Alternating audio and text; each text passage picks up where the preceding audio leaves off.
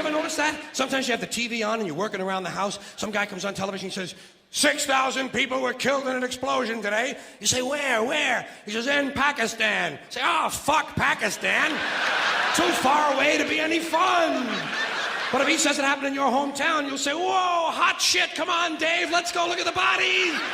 Let's go look at the bodies. I love bad news. I love bad news. Hey, the more bad news there is, the faster this system collapses. Fine by me. Don't bother my ass none.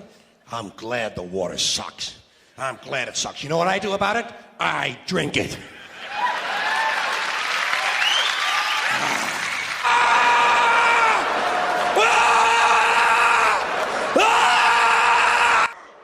Does the time bother you? I get bothered by the time. Not so much the time itself, the people bother me for the time. People come up to me on the street. I'm sure you've had this happen to you. People come up to you and say, what time it is? Well, they might say, what time is it? I shouldn't get into these ballads. You've had people come up to you and say, what time is it? What time is it? As if you personally were responsible for keeping time? You know, I feel honored, first of all, that they thought I was the man in charge. But I do have to explain, you don't see official timekeeper on here, do you? I don't have the time, of course not. Do you have the time? That's another way they say it. Do you have the time? By the way, speaking of American values, aren't we about due to start bombing some small country that only has a marginally effective air force? Seems to me like we're a couple of weeks overdue to drop high explosives on helpless civilians. People who have no argument with us whatsoever. I think we ought to be out there doing what we do best, gang, making big holes in other people's countries. I hate to be repetitious, but God, we are a warlike lot, you know? We can't stand not to be fucking with somebody.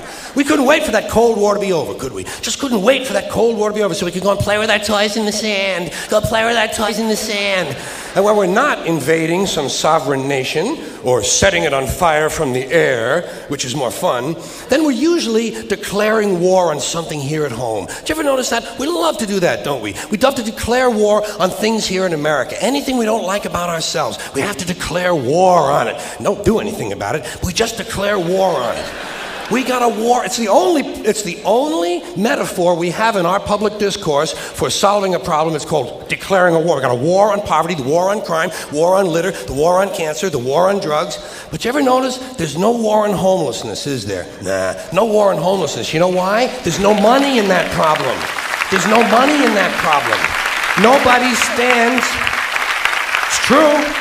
Nobody stands to get rich off of that problem. You could find a solution to homelessness where the corporate swine and the politicians could steal a couple of $1 million each. You'd see the streets of America begin to clear up pretty goddamn quick. I'll guarantee you that.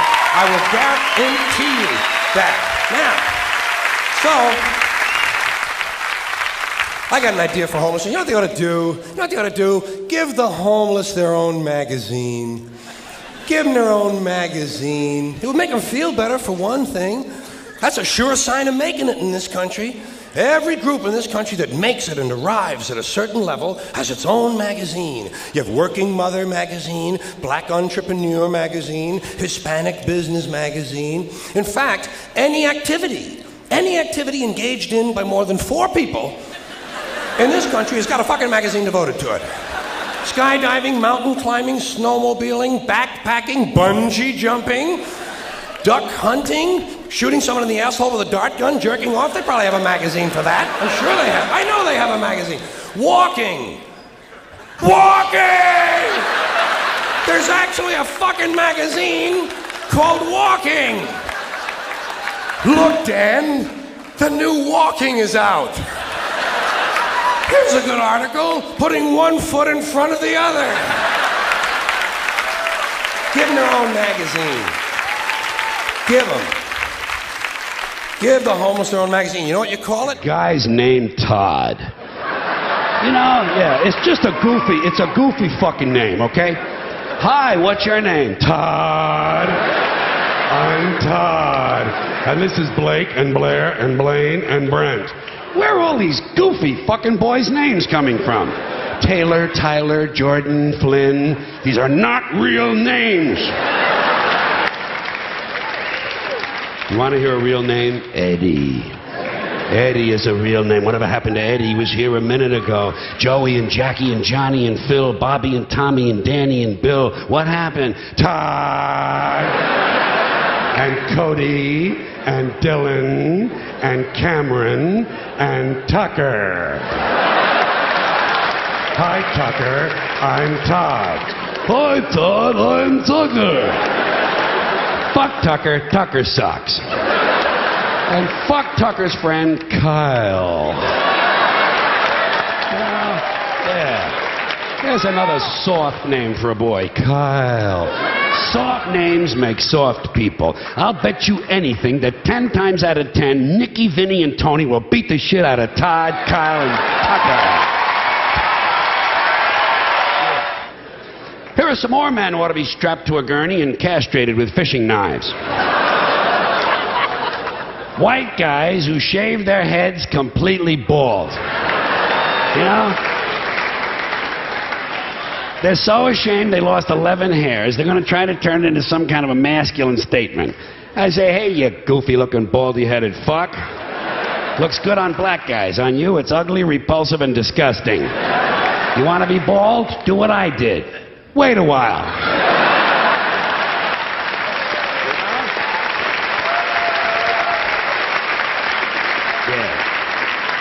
Meantime, there's no excuse for running around looking like a freshly circumcised dick.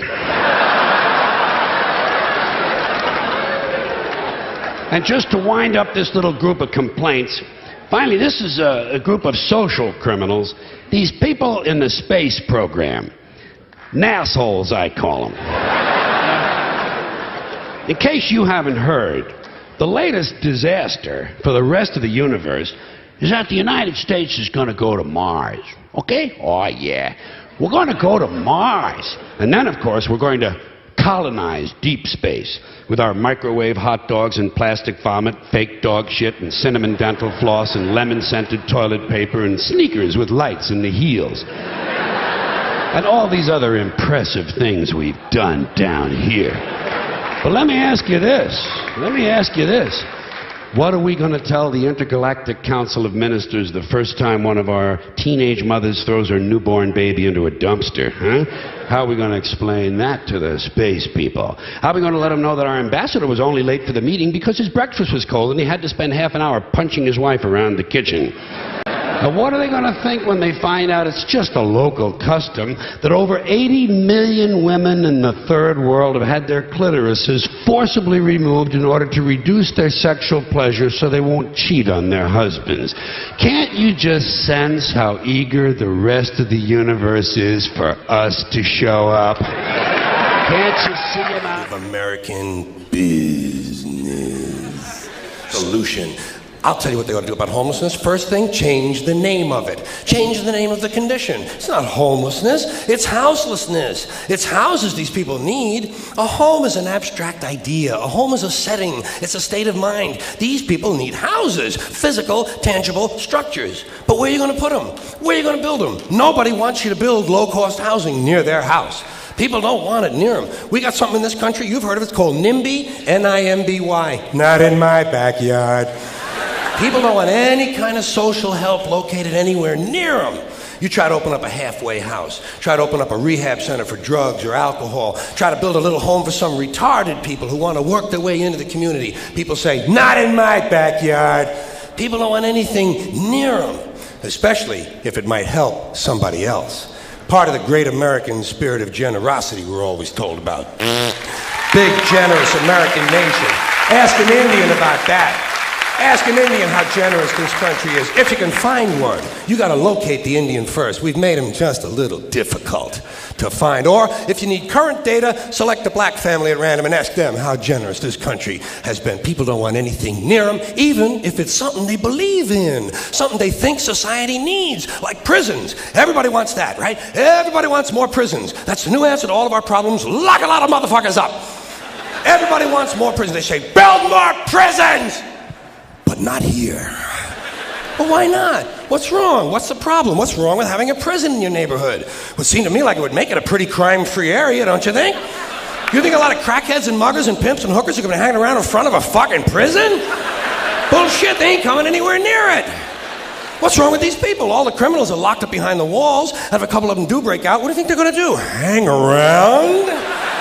Check real estate trends? Bullshit. They're fucking gone. That's the whole idea of breaking out of prison, is to get the fuck as far away as you possibly can. Not in my backyard. People don't want anything near them. Except military bases. They don't mind that, do they? No, they like that. Give them an army base. Makes them happy. Why? Jobs. Jobs. Self-interest. Even if the base is loaded with nuclear weapons, they don't give a fuck. They say, well, I'll take a little radiation if I can get a job. Working people have been fucked over so long in this country, those are the kind of decisions they're left to make. I got just a place for low-cost housing. I have solved this problem. I know where we can build housing for the homeless. Golf courses. Perfect. Golf courses. Just what we need. Plenty of good land in nice neighborhoods. Land that is currently being wasted on a meaningless, mindless activity engaged in primarily by white, well-to-do male businessmen who use the game to get together to make deals to carve this country up a little finer among themselves. I am getting tired. Really tired. I am getting tired of these golfing cocksuckers in their green pants and their yellow pants and their orange pants and their precious little hats and their cute little golf carts. It is time to reclaim the golf courses from the wealthy and turn them over to the homeless. Golf is an arrogant, elitist game, and it takes up entirely too much fucking room in this country. Too much fucking room in this country. It is an arrogant game on its very design alone. Just the design of the game speaks of arrogance. Think of how big a golf course is. The ball is that fucking big. What do these pin-headed pricks need with all that land? There are over 17,000 golf courses in America. They average over 150 acres apiece. That's over 3 million acres. That's 4,820 square miles. You could build 2 Rhode Islands and a Delaware for the homeless on the land currently devoted to this meaningless, mindless, arrogant, elitist, racist. There's another thing. The only blacks you'll find in country clubs are carrying trays. And a mindless game. Mindless. Think of the intellect. Think of the intellect it must take to draw pleasure from this activity. Hitting a ball with a crooked stick and then walking after it. Walking. And then hitting it again. I say, pick it up, asshole. You're lucky you found the fucking thing. Put it in your pocket and go the fuck home. Go the fuck home. You're a winner. No chance of that happening. Dorco in the plaid knickers is going to hit it again and want some more. Let these rich cocksuckers play miniature golf. Let them fuck with a windmill for an hour and a half or so. See if there's any real skill among them. Now, I know there are some people who play golf who don't consider themselves rich. Fuck them! And shame on them for engaging in an arrogant, elitist pastime. Hey, here's another place we could put some low-cost housing. Cemeteries. There's another idea whose time has passed. Saving all the dead people in one part of town? What the hell kind of a superstitious, religious, medieval bullshit idea is that? Plow these motherfuckers up, plow them into the streams and rivers of America. We need that phosphorus for farming. If we're gonna recycle, let's get serious. But there is no time. There is no time. I don't mean there's no time. I mean there's no time. When the hell is it? We made that whole thing up. There's no time. We made it up. It's a man-made invention time. There are no numbers up in the sky. I've looked. They're not there. We made this stuff up. When is it? When the hell is it? When are we, I ask you? When are we? Sometimes we think we know where we are, but we don't really know when we are. When the hell is it? All the time zones are different. Every calendar you run across is different. They'll all give you a different answer. These are calendars. These are made to keep track of time. Everybody's got a different one. Chinese are way up there in the 5 and 6,000s. Hebrew calendars way up in the 5 and 6,000s. We're up at about 1970 something shit. This ain't a couple of weeks these people are off. This is thousands of goddamn years that are missing, man. How did they do that? We don't know when the hell it is. It could be the middle of last month for all we know. I mean, time is we've got it down so perfect that every 4 years we have to stick in an extra day just to make sure it still works. And we call it February 29th. Bullshit, it's March 1st and I know it. It just feels like March 1st. You can't keep track of the time. What's the sense? Give you an example. There's a moment coming. It's not here yet. It's still on the way. It's in the future. It hasn't arrived. Here it comes. Here it is. Oh, shit, it's gone. There's no now. There's no now. Everything is the near future or the recent past. But there's no present. Welcome to the present. Gone again. It's just so imprecise. We don't even care to use the minutes and seconds and hours that we've been given. Everybody's very vague about the time. You say, what time you got? I got just after. Just after? Jeez, I must be slow. I had going on. And where did that imprecision begin? Why is it we're not so sure? I know one of the clues that happened to me was when they started telling me about moments.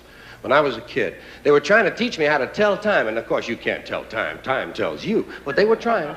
They were trying to show me. On the big hand, I said, I don't have a big hand. Never mind. Look at the clock, and the clock is so wonderful. There's so much emotion attached to a clock face. I hate digital clocks. Digital clocks rob me of all the emotional experience of the spatial relationships on that face of the clock. Isn't it true? I mean, don't you always feel that this half hour, when it comes down from 12 down to 6, goes by a lot quicker than this half hour when it has to come up fighting gravity all the way? I know, it does go a lot quicker. God. Oh, I got this. Yeah. I'll tell you this, if I only have a half hour to live, I want it to be this one, man. I want to last just a little bit longer than that one there. It's vague. That's all I'm saying. It's very vague how we treat time. We have all these wonderful expressions. We say now. Now is an interesting one. When? Now. You want that now? Yes. Well, would you like to try again? Or sometimes just now.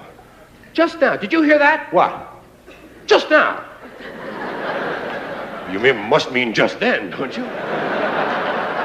Yes, just then. But there it goes again. When? Now. No, not now. No.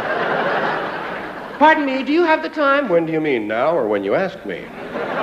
This shit is moving, Ruth. I'll be back before you can say Jack Robinson. Jack Robinson, you're not back.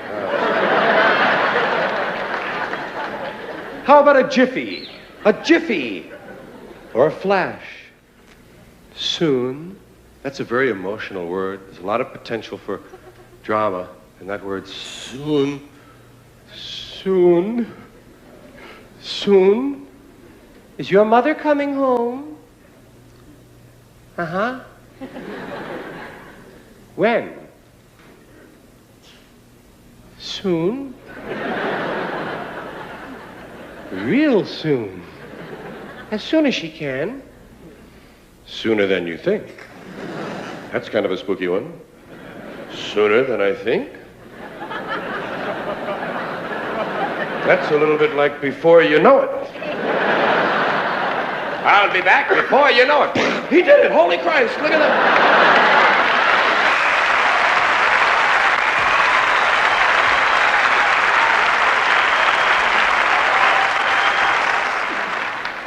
And we go on with these terms that we use, these vague terms of time. One of these days, before long, any time now. Well, that's true. Everything's going to happen any time now.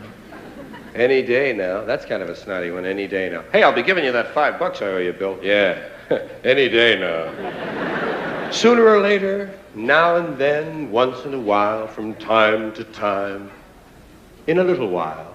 In a little while. Well, it'll just be a little while. That's a wonderful one. I just love that. It sounds so benign. Just a little while. Couldn't hurt you, could it? You can wait a little while. It'll only be a little while longer. Just a little while.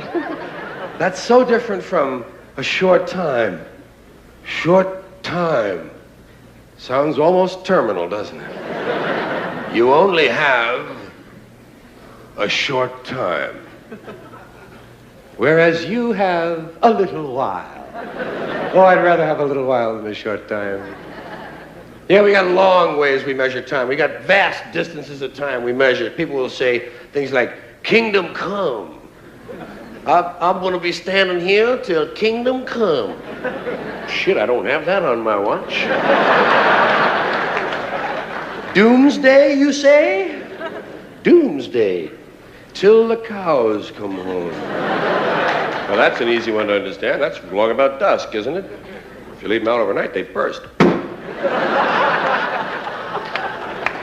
Here's a long period of time, forever. Some people will tell you, guys, say, I've been standing on this line forever. Look at this, Dave. This man has been standing on line forever. He looks fairly fresh to me.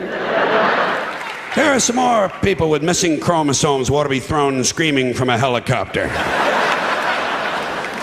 Gun enthusiasts, you know?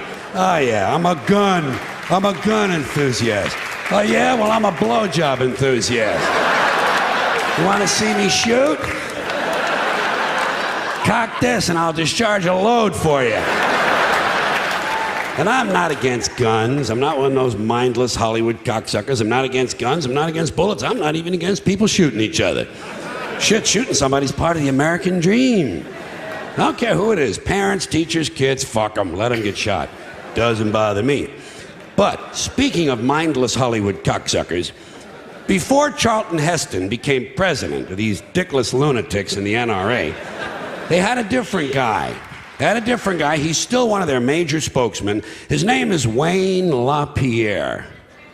What kind of a name for a gun nut is Wayne LaPierre? Doesn't this sound a little fruity to you? Hi, I'm Wayne. I'm a gun person. Bang, bang. You know what this prick's name ought to be? Biff Webster. Spud Crowley, a man's name, Chuck Steak. Like shotgun and ash can and tow truck, cornhole. Everything's been sanitized now and cleaned up. First with these fucking Christians, you just start with them. You know, that's just one. Wait a minute now. Yeah. Well, let's not leave out these PC campus liberal assholes. I mean, they're just as fucking bad from a different direction. But everything's different. Everything's been polished up now. It's anal intercourse, anal rape, bullshit, cornhole. I'm just waiting for one night to be sitting there watching one of them shows, and the chief medical examiner turns to the lead detective and says, Steve, looks to me like after they killed this guy, the perpetrators rolled him over and cornholed him about 30 or 40 fucking times. Look at that.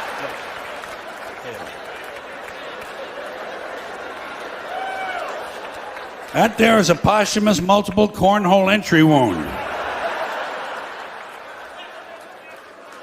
In prison, it's a social activity. Yeah, it's right up there on the bulletin board. Checkers, handball, cornholing. Now, just to change the subject a little bit, do you realize that right this second, right now, somewhere around the world, some guy is getting ready to kill himself? Isn't that great? Isn't that great? Did you ever stop and think about that kind of shit? I do. It's fun. And it's interesting, and it's true. Right this second, some guy is getting ready to bite the big bazooka. Because statistics show that every year, 1 million people commit suicide. 1 million. That's 2,800 a day. That's one every 30 seconds.